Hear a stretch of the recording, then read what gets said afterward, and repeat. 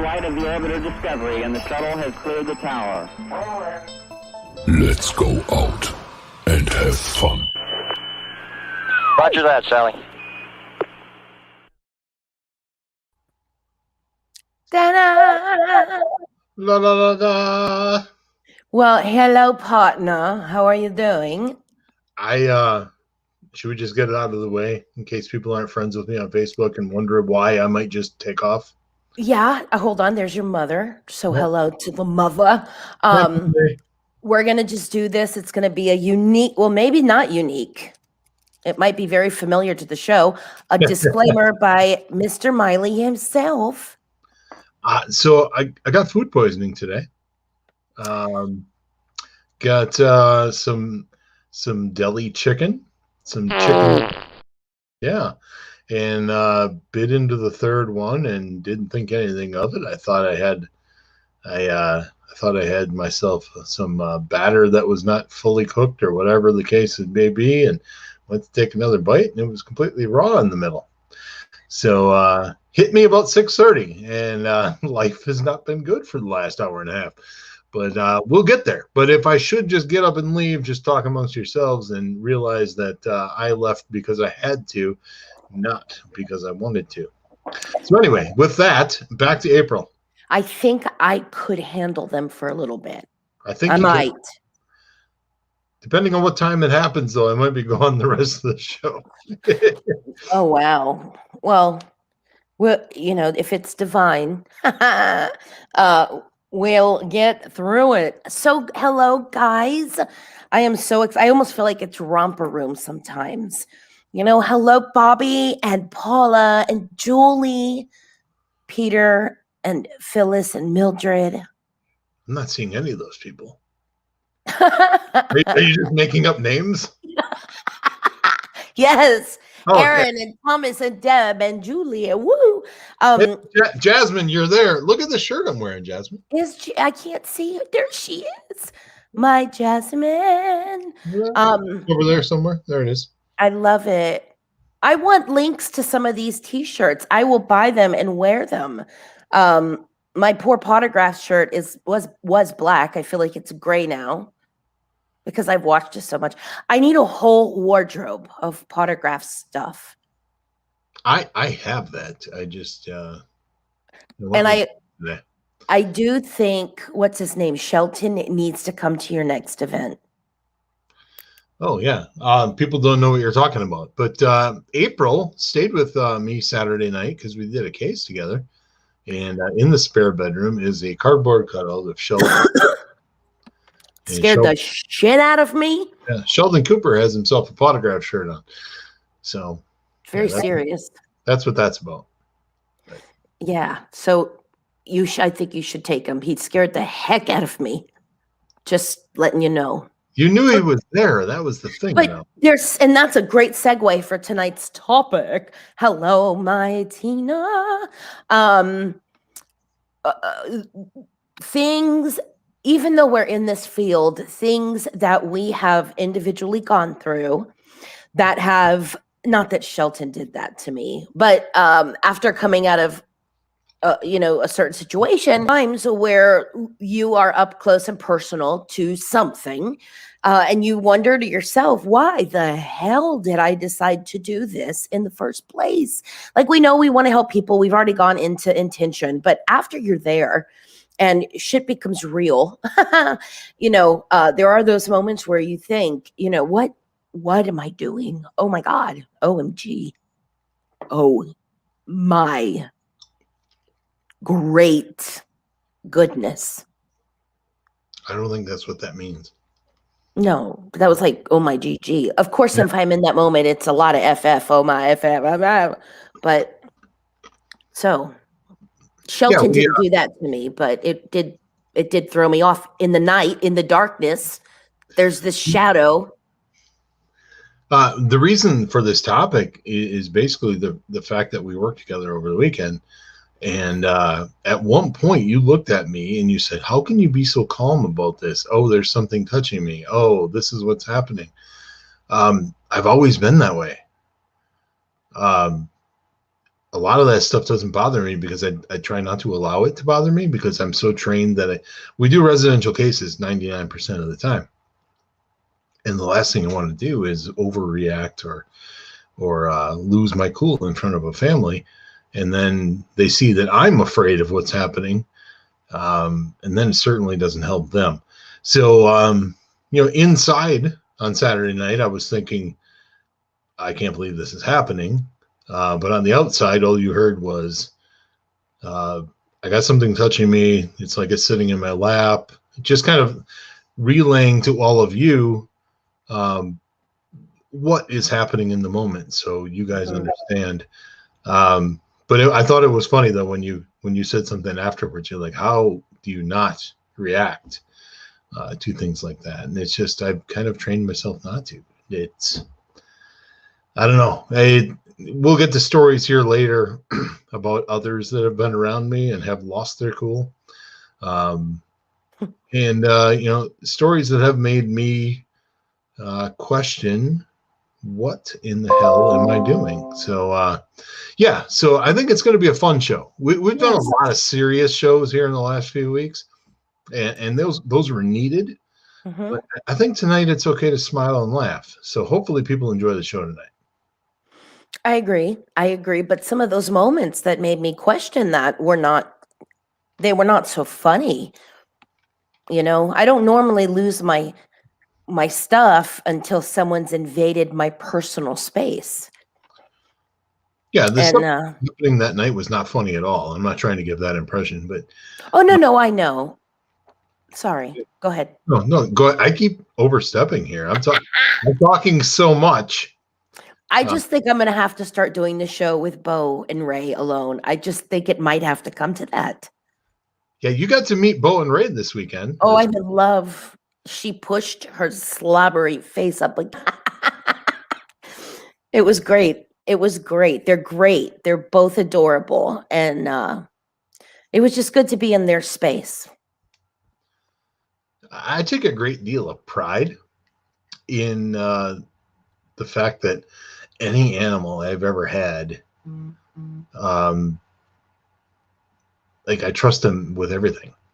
With my friends, with my family. I've never had a moment where I was like, I gotta make sure that nothing happens here. And I've always raised them all the same way. So Ray's got a lot more Murray in her than I would like to admit. She's a little bit nuts yet though, because she's a puppy, and as a puppy, I taught her kisses on the cheek. So she'll come up to you and she'll put her cheek against your face because she wants you to give her kisses. And then once you give her kisses, then she's smashing her face into yours. Yeah. Because one is never enough.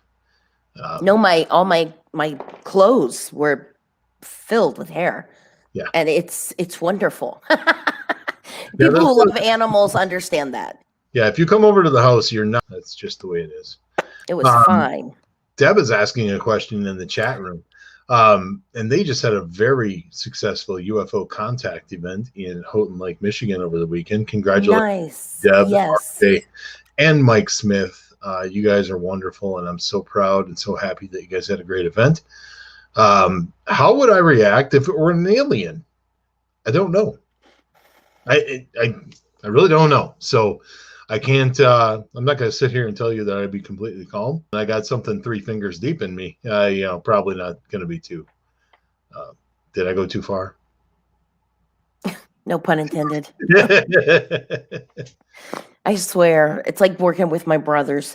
If it were alien, Deb, it's so funny because so much over the last year and a half, there's been energy showing up that is unique to and of itself, which is not human, it's not elemental, it's not demonic, it's completely different. And so there's a part of me that is preparing for some sort of, yes, Tina, correct, preparing for confrontation. I almost feel like there has been communication already. And there are, I know people are, she's done lost her mind. No, energy doesn't lie. And I think that there just are as many positive of light aliens as there are dark, just like of people. However, when that moment happens, I do think I might shit myself. I might shit myself just a little bit. So many poops. I might pee myself. I may cry. I might cry and then hug them. Unless, of course, the nice ones that come see me are venomous through their skin. So there's that. You never know. I love how you say venomous. Venomous. Venomous. Venomous. Venomous. Hello, Miss Dana. Yeah, Dana is not impressed with my 3 fingers deep. We're gonna. Oh, good. I took it off the thing. I'm like, we're gonna take that one off. I think there are more light aliens than dark. I love this. Yeah. So welcome to my creepy, weird world. I go and I meditate, and people go, "There she goes again." There are times when I'm doing a lot of higher vibrational things. And I'm not alone, and it's pretty amazing energy. It's just creepy when I'm shutting my blinds at night and I could hear spirit say, "Do it the other way," in case they're looking down on you. Like, that freaked me out. But, implying alien. So it's interesting. Oh, you did, Miss Erin. And I also just bought alien decals from the Walmart for the nails. I'm just saying. The nails. Yeah. So these are the situations where I defer to the people who know what they're talking about. And when it comes to aliens, it's not me. And I think you need to know your limits. And my limits are, I know nothing about aliens. And I'm going to leave it to the people that do. But Deb's correct. I imagine they have really long fingers too, Dana. Listen, you're joking, but had that happened this weekend, we may not be even talking right now. We may still be in shock. Or it was a really good costume. A really great costume. No, we're not going to give away any details about this weekend. I think we agreed to do that, but correct. That's why I'm talking about aliens. Yeah. So, but I do want to thank you for joining us and helping us help that family. Yeah. It was great to get to work with you. And you're welcome. That's it. That's about all we can say about the weekend, because it was an important case, and we'll leave it. Yeah. We're going to leave it at that. But spirit will always unite the good. And I love that. And that really ultimately is why I do this work. And in really whatever form happens. I'm sure, as Deb knows and Dana knows, you kind of get called to go wherever spirit needs you. And it's not always your best choice.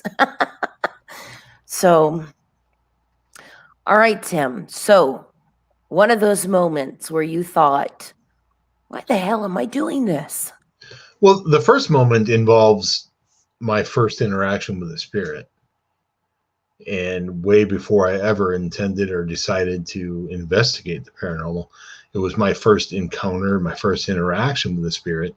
And it ended up being my father, but I would not realize that for about 4 or 5 years. And I've told this story many times during lectures. And if my mom is still listening, we told it about a week ago, Todd and I had things happening in this home when I moved in. And by things, I mean, there was somebody walking from bedroom to bedroom upstairs. There were raps on the wall, and then there were like arguments or discussions that I could hear in my walk-in closet at night. And all of those things together, as a 31-year-old man, made me call my mom. And I remember telling mom about all these things that were happening. And my mom, who, truth be told, is about the biggest chicken shit in the world. My mom said, "Why don't you go and look and see what it is?" And I remember, and I want to keep it kind of clean so they don't kick us off air, but I dropped a 4-letter word on my mom and basically told her no. Because at that moment in my life, at that moment in my, I guess you want to call it career progression, whatever you want to call it. I was not prepared for that at all, and dealing with it for the first time. So that was my first, come to Jesus, oh shit moment, whatever you want to call it. Do you remember your first oh shit moment?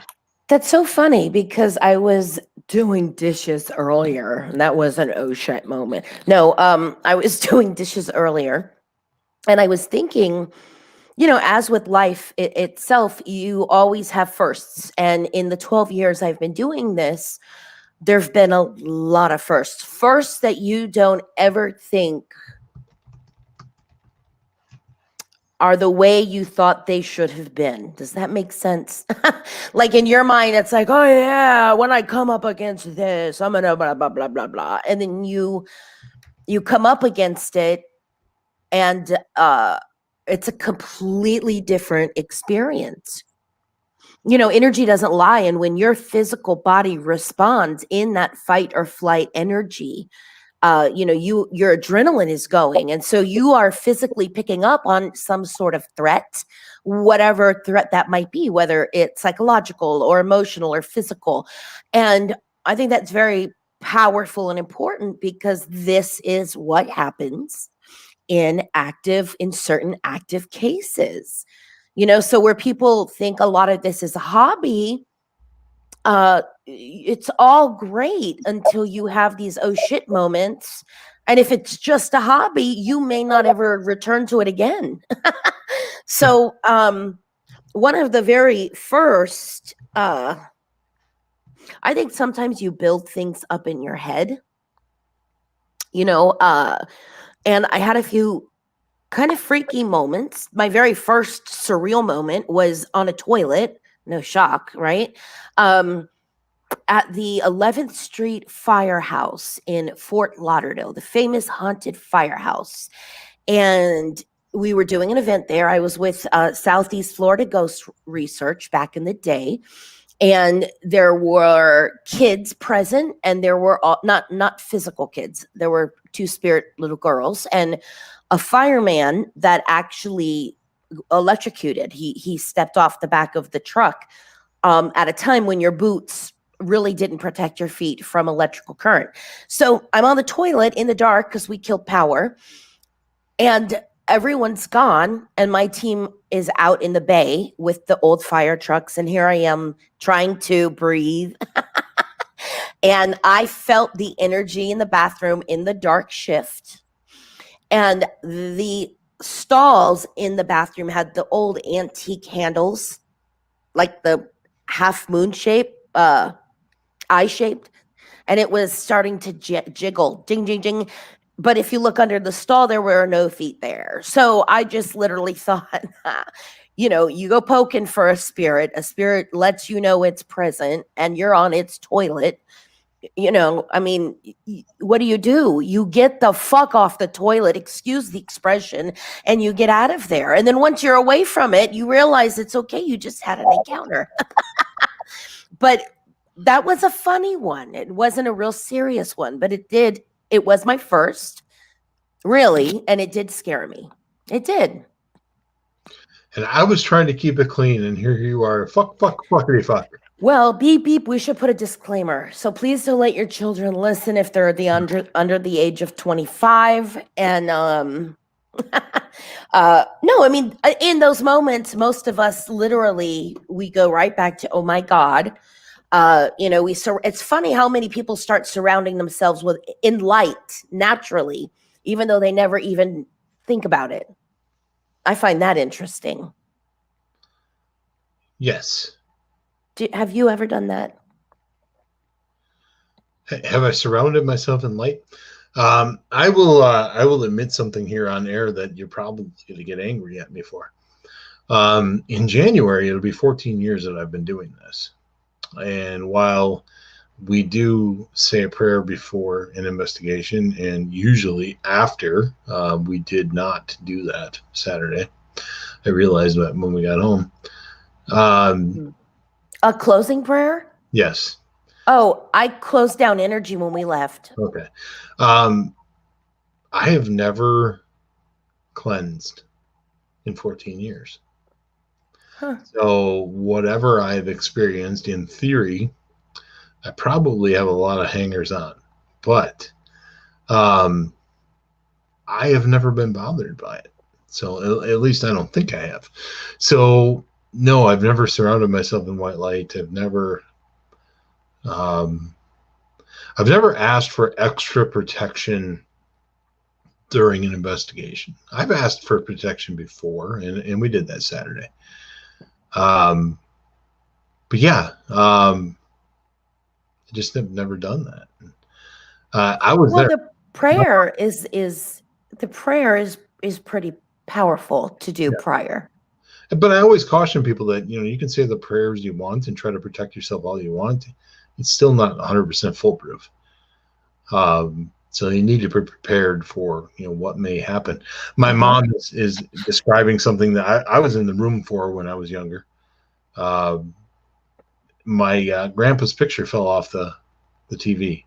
When you had those big console TVs, and it just slid right off the TV and just fell to the ground. And then, 30 seconds later, we got a call telling us that our grandpa passed. Wow. Yeah. So, but even at that time, I don't think any of us looked at it and went, "Oh, that was grandpa pushing that picture off or at least it didn't register for me." But yeah, as far as protection and white light, I stick with the opening and the closing, and that's generally as much as I do. I'm trying to read some of these comments. It's nice to have people that are engaged and talking. I love it. But as we read that comment, I'm going to slip into my next story so we can keep this moving along, unless you want to comment on this. Well, I just love Jasmine because she's a cop. So there's a community building in the town where they all have to secure it at night. And some of her coworkers get really creeped out when it's their turn to secure it and they think it's haunted.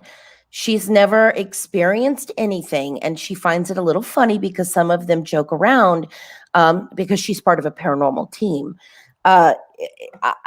This is the stuff, not that I wish it on anybody, but people that are freaked out by things, and then when they really happen, it freaks them out even more. And especially when they're cops. I just think that's funny. So kudos to you for being so brave.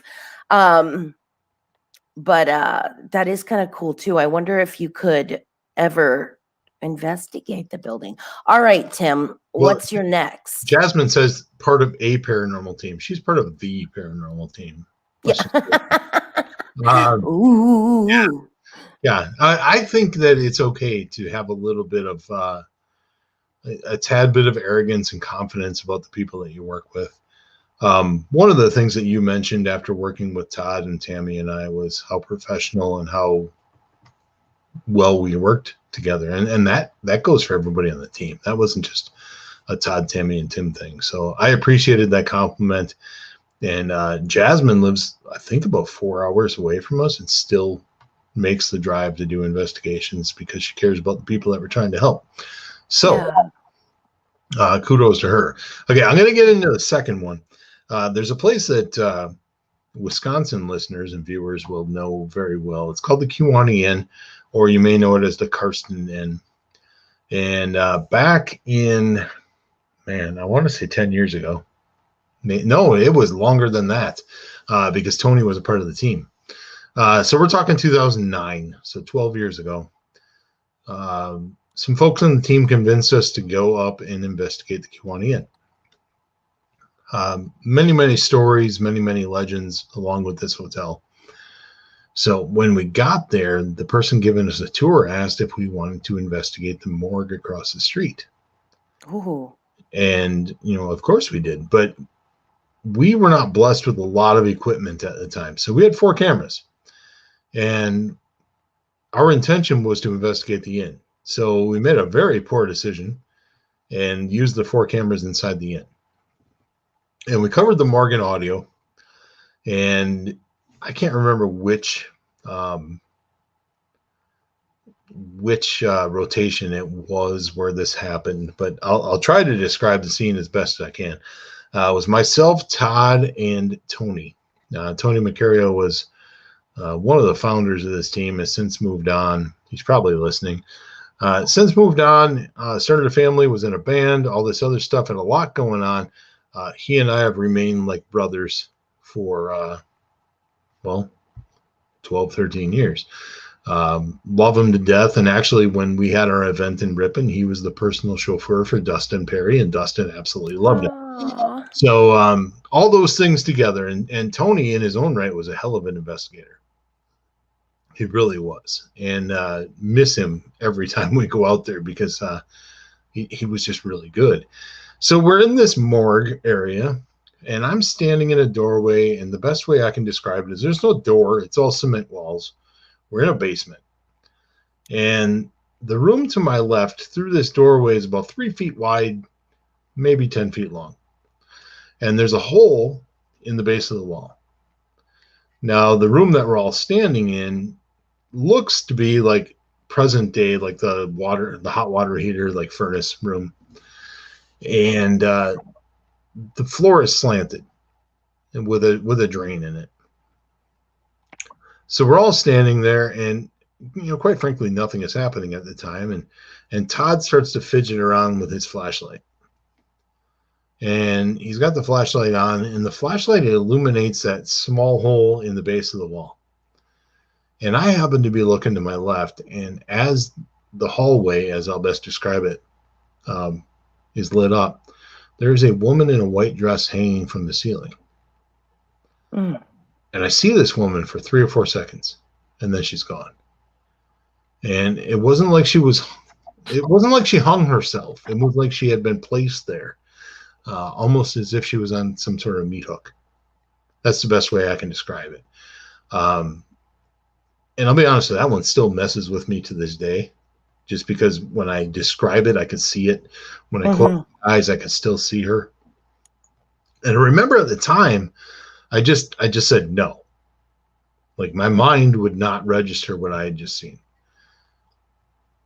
And Todd and Tony started talking to me because they knew something was up. And I wasn't answering them. And I just kept repeating no. And I remember, and since you said the word earlier, I'm just going to tell the story the way it happened. I remember looking at them and going, fuck no. There's no way I just saw that. And Tony persisted. Tony's like a big brother, and Todd's like a little brother. And that's honestly how I feel about them. I would take a bullet for either one of those guys in a heartbeat. No questions asked. And I remember looking at Tony, and I described what I had seen. And Tony is full-blooded Italian. So he has the accent. And I won't do it justice, so I'm not going to try. But he looked at me and he said, you're a better man than me. I would have been out the fucking door. And but I was just frozen. Not so much in fear, frozen in curiosity, frozen in shock. But I don't ever remember being afraid of what I had just seen. Mm-hmm. And that was the first time on an investigation where, something stopped me in my tracks, and I went, "Oh my God, we're pretty deep in this." And that was about a year into doing this, and it was it shook me to the point where I couldn't move. But again, I wouldn't say fear. You've worked with me now, and I think you understand what I mean by that. Mm-hmm. I'm not. You have a moment where it's surreal. It's a little adjustment period for your psyche to wrap itself around what it just experienced. Exactly. And, that was the first moment that shook me as a paranormal investigator. So I will yield the floor to the madam from Texas. Yeehaw! Oh, that was horrible. So I'm so sorry to Texas right now. All right. when you are putting yourself into a space, you are putting yourself into the energy. And the energy doesn't lie. It never will lie. It never will lie. Doing light work means you're not always going to be placed in light places. Sometimes you are there to not bring the torch and parade around, but to hold space so that you really are the instrument of peace, of the conduit. And I ended up in a private case, and I can't go into too many details, but there are times where you are out there doing what you're doing, and you do cross a path with something a lot darker than anything you think you've ever experienced before. I don't know any other way around it. And at that point, I had already been doing this for years. And a lot of things started to unfold. A lot of foreshadowing that I had gotten prior started to make sense. And all I can explain was when you show up in an environment, I always say, when the devil sees you and you see the devil, that moment can never be undone. Now people start to go, don't start fueling fear. And listen, I'm not doing anything. It's already been on planet Earth 9 million, quadrillion years, billions of years. Fear is a part of this experience. So much so that it shows up in a lot of things. And so dark energy, truly dark energy, is strategic in so many ways. And it doesn't always come after you like the movies show, like, rah, but you feel when you are on alert. And my entire body lit up. We were only going to be watching, witnessing. And I thought, okay, like I could experience this and I could hold back. I'm got boundaries. And that wasn't the case. The minute we got there, everything, I mean, you cannot not be a sponge and show up and not get stuff. And I was reading the case, I was scanning everything. And I just remember thinking to myself, holy shit, like this is happening. And it was energy I've never felt before. And I just knew that I was asked to jump in and bring in that white light and focus on that white light and siphon it in. And I thought, holy shit, I've never been really trained to do this. And you're in a moment where you don't have an option. You don't have an option because, you know, people think dark energy is always loud and in your face. And a lot of times it's not. Retaliation is not, it's not always immediate. So a lot was going on, and it took a long period of time. And the focus was the individual. The focus was the individual. And when you make a commitment to do light work, you go where you're asked to go and you bring your faith. And that is all that I had. And when dark energy wants to use your abilities against you, it's going to happen in a moment where you could try to share it with the world. You can't recreate it, and most of the people won't believe you. And darker energy knows that. So I just try to tell people, and that situation morphed into something a lot more personal. Like I said, retaliation doesn't always happen at that moment. And Braxton and I had to have clergy involved in our own personal experience. We ducked out for a good 1.5 years, 2 years. You know, we poke around in this field until you find something. And when you only have faith and you've leaned on people of faith or colleagues, and you don't really have, you know, you would think people would show up and you know, you got to do it. It's almost like a natural response. And fortunately, I know what that energy feels and looks like now. So it's so easy for me to remotely view and scan stuff. So when it's not that energy, I'm happy with saying that it's just low vibrational, but those moments will really bring you close to what it is you believe, what it is you say you believe. because sometimes the only thing there is your source and you. That's it. So that really shook me. I mean, there's reasons people have committed suicide in actual really bad active locations, because a lot of times most people don't believe, or anytime that they've reached out, that communication was intercepted somehow. I've seen it happen. So I didn't mean to get all serious. I know you were like, we're going to laugh tonight. And I'm like, but wait, this is my moment. No, that's it. That's an important story to tell, because, that kind of stuff can happen. Yeah. And there has been so many times where we've gone into a home and the husband or the boyfriend will make snide remarks and comments about what the wife or the girlfriend is experiencing, because nobody believes her and she feels like she has nowhere to turn. Yeah. And it's sad, really. Yeah, I mean, it's incredibly sad. And I want to catch up on some of these comments. I know. Tony was talking about it being a crazy night. That was, and then he said, thank you for the kind words. I haven't even begun. Tony honestly is one of my favorite human beings. He's just a good dude, a great dad, and just somebody that, honestly, if I could pattern my life after, if they said, hey, you can be just like Tony, I'd be okay with that. And I mean that. And he's like a mentor. He's like a big brother. And just like I said, when I'm around, that guy's got nothing to worry about, because I will kill or be killed for him. So that's really sweet. That's just how I feel about him. Jasmine's talking about, being a child and 2 years old and seeing something and talking to something at the top of the stairs.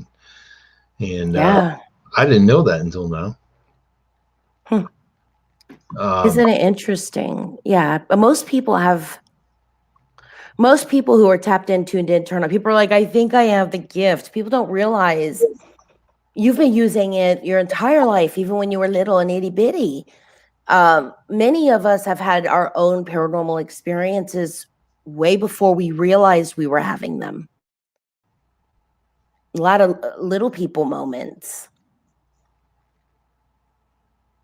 Yeah, I don't have many stories like that.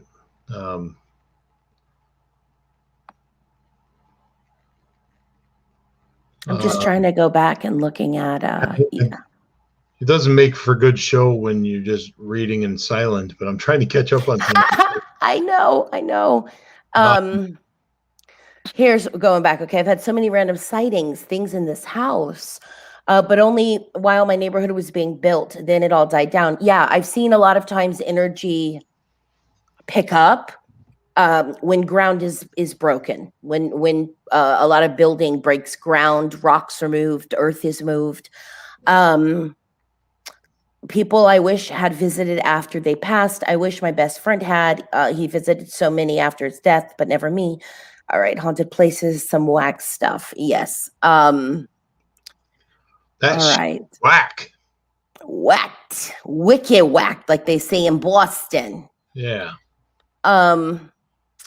Your two uncles passed. I had a dream. Dreams are powerful. It's so hard, because just when I want to tell people dreams are powerful, pay attention to them, there's also dreams I want to tell people, wait a minute, don't take so seriously. So I'm sure, it could be frustrating sometimes. But sirens, your dad woke me, and your uncles had drowned. Oh, God. It's amazing when we realize how intuitive we really are. Seeing them is different than hearing or feeling. Oh gosh, yes. It's like frozen in disbelief, even though they are present. Just my experience. It might be different for others. I blocked that a long time ago. Seeing, nope, agreed.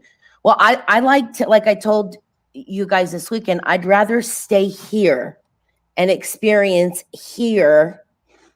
Because by the time it's in front of my naked eyes, or, it's touched me, like I said, it's in my personal space, and I didn't let it be there. I don't like that. That's why you guys were like, I give you permission to touch me. I'm like, no, no, no, hell no.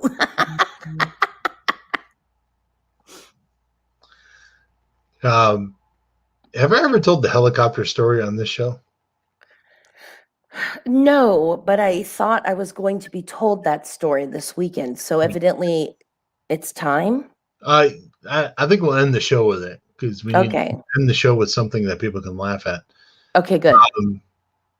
Real quick, one of the other ones I had was the Oshkosh Museum, the public museum. We did an investigation there and worked with Scotty Rorick. And we were in the top level with all of the uniforms that were in storage, the military uniforms. Mm. And Scotty led us to a specific uniform that a spirit wanted us to get put on display. And I'll remember it for the rest of my life. Lieutenant Edgar Dunham had a uniform in storage and had to get Scotty's attention, wanted it to be on display. And I didn't have the kind of authority to do that. So we put it back in storage until I had a chance to talk to the curator. But I had made a promise that we were going to do what we could to get this thing on display. And we went downstairs, I think 2 levels, and I walked into a display that was called Grandma's Attic, which was basically set up as Grandma's house. Hmm. Walked into this display, opened up the screen door, and walked in about 2 or 3 feet and got shoved in the back between the shoulder blades. And that will get your attention. Yeah. Basically what it was Lieutenant Edgar Dunham getting my attention saying, hey, wait a minute, you promised me that this uniform was going to be on display. So we made nice, and I explained to him that I will talk to the people at the museum and we'll do the best we can. And we actually talked to the curator that night. She was in a different building, and she told us to put his uniform in her office, and they would begin preparations for his own exhibit on Monday. And for about 6 or 7 years, Lieutenant Edgar Dunham's uniform was on display, and that was because of our team. And I always took great pride in that because we were able to follow through on our promise to him. But yeah, definitely an oh shit moment when you get pushed by something that you can't see. And a lot of people will tell you, well, this is how I'll react in that situation. But the truth of the matter is you have no idea. You have no idea how you're going to react to something like that. And quite honestly, by the time it happens, it's over so quickly, you don't have time to react. But in that night, we did a lot of good work, and a lot of the credit goes to Scotty Rorick because he was just tapped in to that location and did a fantastic job and really helped us put together the puzzle pieces and, get that uniform on display. And when they put the uniform on display, Deb Daubert, the curator at Oshkosh Public Museum, called me and said, hey, this is the day that they're putting it on display. And I went down there that day. And I was able to stand in that room by myself and just thank Lieutenant Dunham for trusting us and coming to us and letting us help him. So a moment that could have scared a lot of people actually turned out to be a really touching and emotional moment for me. Just knowing that we were able to, do something for him and people remembered him then. When you're stuck in storage, it's pretty hard to get your name out there, get your story out there. Yeah. I mean, when I say that, most of us in our most basic and natural space just want to feel heard. We just want to feel seen. Sometimes we take that beyond our last breath, especially when you have given years of service and that outfit really meant so much of your pride, your willingness, your energy, what you believed, your faith. It's very powerful. This is why psychometry comes into play, because when you can touch items, when you can hold items, you can have visions of what and where this item went, who wore that item. It's pretty fascinating. You know, the paranormal field, I think, is most scary simply because it still is so unknown. And the unknown naturally freaks us out. It just does. We go on alert. We just it really quickly. You know, defense, because you don't know. You don't know what's going on. I think most of us also don't understand our abilities. You know, if you're in that environment, and sometimes I will have a spirit come up and feel incredibly overwhelming, feel incredibly sad, because they want you to feel what they're feeling. And we've all had pain. We've all experienced loss, you know, and so sometimes, as scary as the moments are, some of the most beautiful moments I've ever experienced were with a spirit, animal spirits. There is a place in, oh my God, it's in Florida. I want to say it's in Leesburg, and it's an old colonial house, and I'm going to mess it up. But connecting to the individuals there, connecting to slaves at the Kingsley Plantation in North Florida, sometimes it's a very sweet, sweet experience. Very sweet experience. And in those moments, sometimes as an empath, I say, what the hell am I doing here? You know, I've seen babies be birthed. I've seen, you know, talk about going into slave energy. When you have to hear it, when you have to see it, it is painful, you know, but I just feel so grateful for some of those people to share that with me. You know, I mean, I just take that as a big honor. April, can you please DM me? Okay, honey, I will message you. It may not be until tomorrow. Okay, capiche, please. All right, and Tony will know what I'm talking about. Capiche? All right. That's my grandmother and grandfather coming through. I'm gonna rip your heart out when they were really being loving, you know. Any last minute moving stories before we get into the helicopter story? I don't have anything, but you talked about, you know, your experiences and being grateful. I kind of want to touch on that before I get into the helicopter story. A lot of people ask me, well, these days I don't get many questions about the paranormal, quite honestly. Most of my questions are about dogs and potographs, and that's fine, because that's kind of what Forget about it. Yeah. You get Tony drinking, he'll tell you all about the mob too. Oh, I love it. Actually, that stuff scares me more than the paranormal. Right? No, you talked about being grateful, and I'm always grateful for the opportunity to help. And it sounds cliche and it sounds corny, and even the client from this past weekend, we've worked with her before, and so she knows my cadence. She knows what I'm going to say at the end of the night.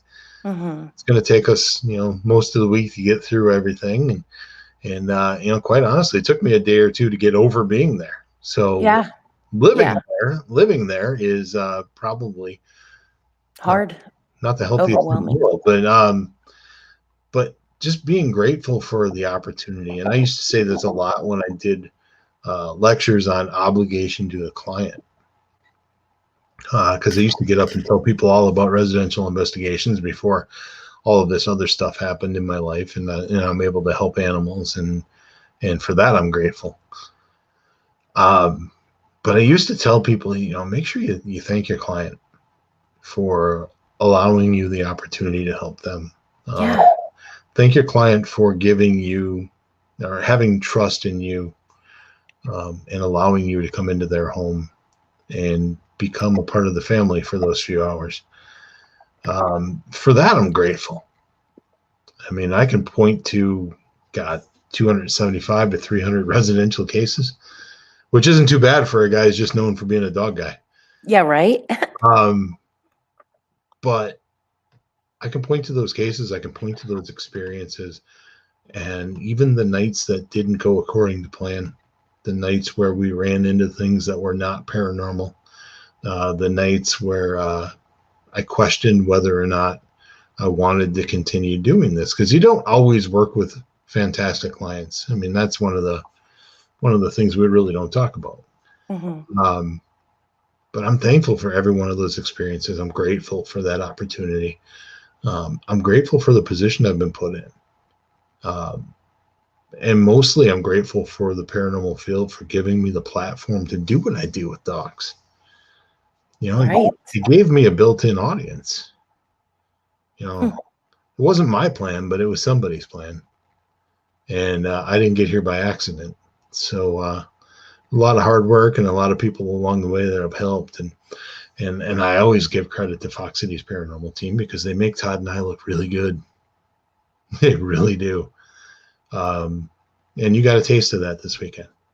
Yeah, You know, I did. I was like, my people. just an amazing group of people to work with. And, you know, one of the most heartbreaking things is you can't bring everybody every time. And No. just because you're not chosen for an investigation doesn't mean that we don't believe in you and that we don't love you. It's just sometimes it's a numbers game, and you got to pick according to what you think is going to work that night. And, you know, unfortunately, that decision falls on my feet. So, so once in a while I have people that aren't very happy with me, but I can tell you this, though, we got 11 people on the team, and I'm insanely proud of every person of those 11 and what they do for us. So that there's me on my soapbox, but I wanted to get that out. And just you mentioned grateful, and it needed to be said. You know, too many people, in my opinion, take this field for granted. I mean, there's so many businesses and families that will contact me because somebody's come in and maybe they got great evidence, but they leave and they don't close the case. They don't provide they don't provide the support. And I don't know, that's like energetically trampling on a family. So you know, it's one thing to be a therapist and help somebody with their marriage, but to be gifted the opportunity to help somebody spiritually, because technically in every case you're gonna go back to family stuff. I cannot not. So, you know, it's a lot of intimacy. And here's the positive thing about fear. It will break open that intimacy. It almost forces you to be vulnerable in a weird way. But I'm grateful to all of the people I've worked with, even in readings. There's so much I learn from you putting your heart in my hands, things I've needed to learn. It's just powerful. And not all my clients are in body. Ta-da! You know, I've been shown when people pass, sometimes they will show up and part of their head is missing. They're fine, but they just want to validate, here's what the hell happened to me. You know, that's got to count somewhere. Ow, clink, clink.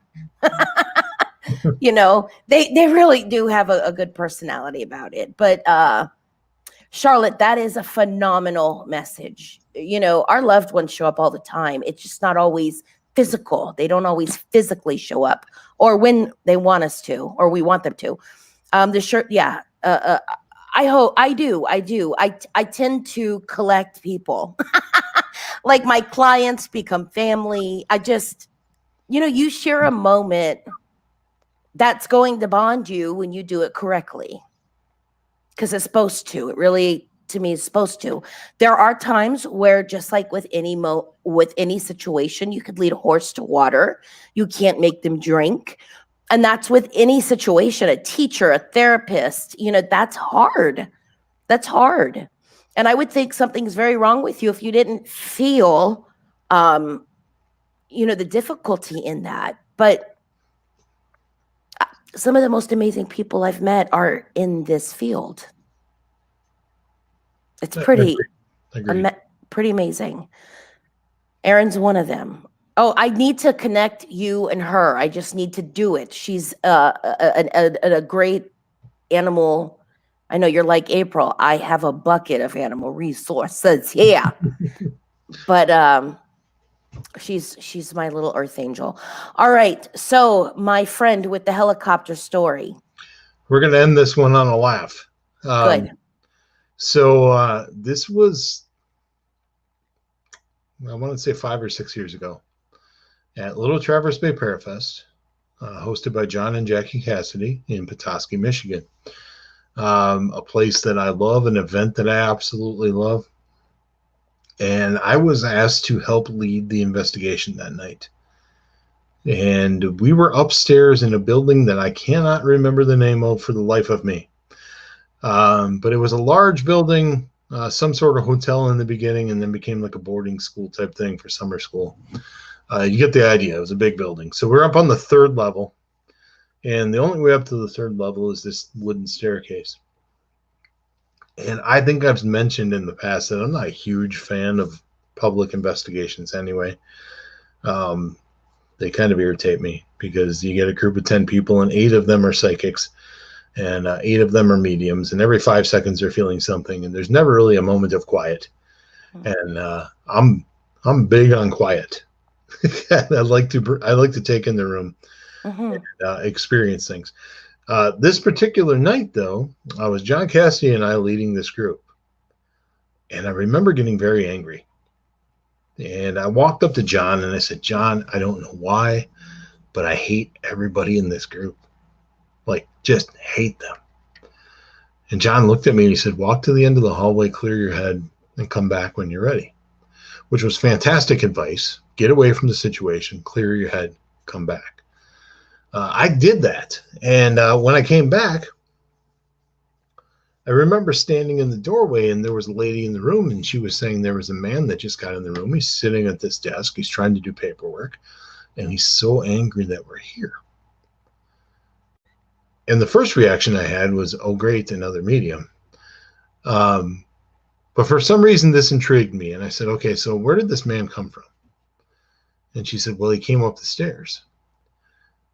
Which made sense to me because I was sitting on the stairs when he came up. So his energy would have passed through me. So I started to perk up and listen to the story. So I'm standing in the doorway next to John. And usually I act this out and I can't hear. So you might not get the full effect. But I'm standing next to John and something started rubbing my stomach. And I remember looking at John and whispering to him, John, there's something touching my stomach. And John kind of looked at me and he said, are you kidding? And I said, no, I'm not kidding. Something's touching my stomach. And I didn't want to say it so loud that everybody in the group was like, oh my God, Tim's having activity. I wasn't trying to draw attention to myself at that point. And then as I stood there talking to John, something was playing with my phone in my pocket. My front left pocket, my phone kept lifting up and dropping. And did it about 3 times. And again, I looked at John and I said, I got some things happening here. It's playing with my phone. And then it happened. Something full on grabbed me. There. Wow. And I remember looking at John and my exact words were, John, something just grabbed my wiener.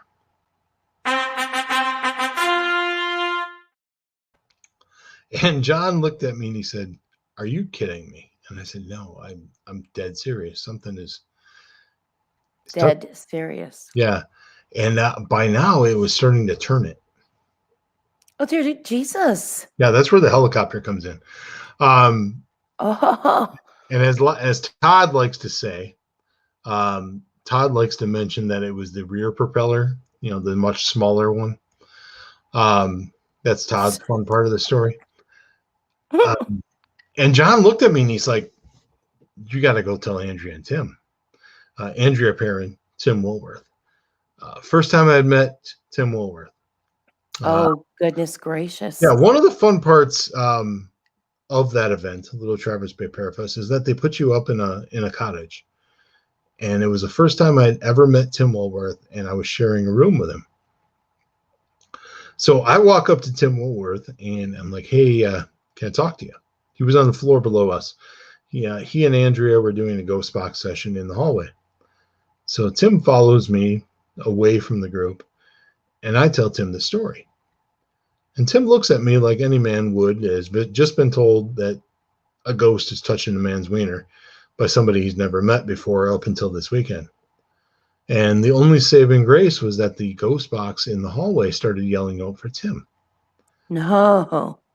So there's a voice that just keeps repeating Tim over and over. And since we're both Tim, we walk down to the ghost box. And as we get to the ghost box, a woman's voice comes through the ghost box, clear as day, and says, "Brenda is the grabber."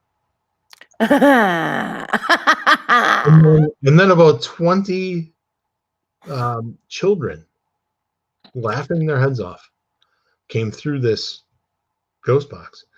One of the creepiest things I've ever experienced in my life. But it was validation that I wasn't crazy. And I remember talking to Woolworth that night about it. And some other things happened after that. Actually, some very violent things happened after that. John Cassidy got taken off of his feet and was horizontal in the air. You were the lucky one that night. And knocked over by something he couldn't see. And at one point, Tim Woolworth and I went into protection mode, and we were like, all right, let's go into that room where we were having the activity and let's put an end to this. Yeah. And Tim and I had never worked together, but we worked together like a well-oiled machine that night. All in the name of protecting our friend. Mm-hmm. We made sure everybody from the public was removed from the building, and then we did our business. And at that moment, it was all about protecting John. But an experience that I will never ever forget for the rest of my life. Things can go south very quickly. And just a quick aside to the story: the next year, I was at the same event. And Elizabeth Smart was at the event. Oh, wow. Did I say that right? That Elizabeth Smart is the lady, the young lady who went missing. Elizabeth. Right. Okay. Big difference. Yeah, yes, got it. And the people that were at the event the year before remembered that story. And she was on the top level, and they started telling her about what had happened. And I was in the basement at the time. And unbeknownst to me, Elizabeth had asked this spirit to touch me. Now, the people in the basement also knew this story, in a lesser known medium had taken the opportunity to take advantage of that and kept telling me that Brenda wanted me to touch her, or Brenda wanted me to touch you here. And she just kept groping me. And it was very uncomfortable. But when we broke for break, Elizabeth Saint came and got me and took me into a room, and she's like, "Hey, did anything touch you on that first rotation?" And I said, "As a matter of fact, yes." And she's like, "Great, because I asked it to." And I remember looking at her going, "Why would you do that to me?" But yeah, just an incredible experience when you really think about it, because it was validated. If it had not been validated, I would just be the crazy guy who claimed he got touched on the penis. Well, but you go back every year and you ask for the same rotation in the same room at the same time. And now there's all these men that are signing up for this. Yeah, everybody's walking around with their pelvises thrust. Honey, come on. Let's go. You never want to go ghost hunting. Come on. Let's go. I want to go in this room. Why are you wearing your boxers, Harold? Yeah, all right. To answer Karen's question, we never did find out who Brenda was.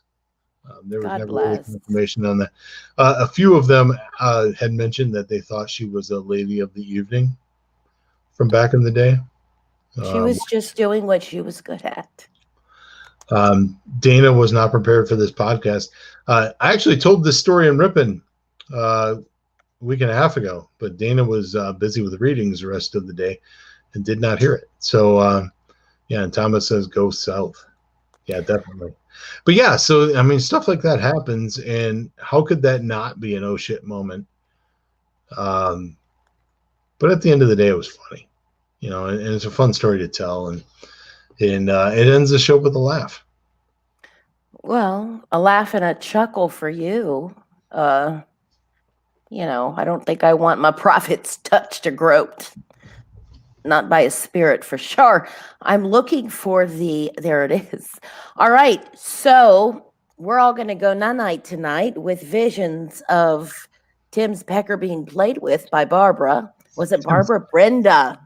Tim's pecker. That's wonderful. Brenda the pecker playing Spirit. Todd used to call it PPP, paranormal pecker play. That's horrible. Yeah. This is horrible. I think all of you men should have to wear cups on investigations now. That might help. Like you're going into battle.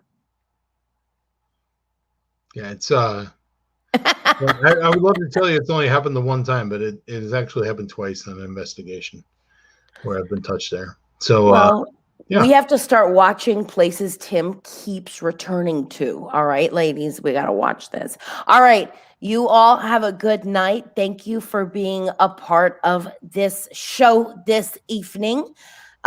Tim, remember that it's okay to not be okay. Somebody out there cares about you. I promise you that. Always. You are always somebody. You are important to somebody. Somebody loves you. You is kind.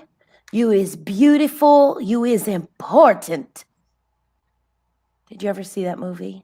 I haven't. That's why I get the blank stare. All right. Well, all right. Just don't eat a shit pie. And they know what I'm talking about. See you next week.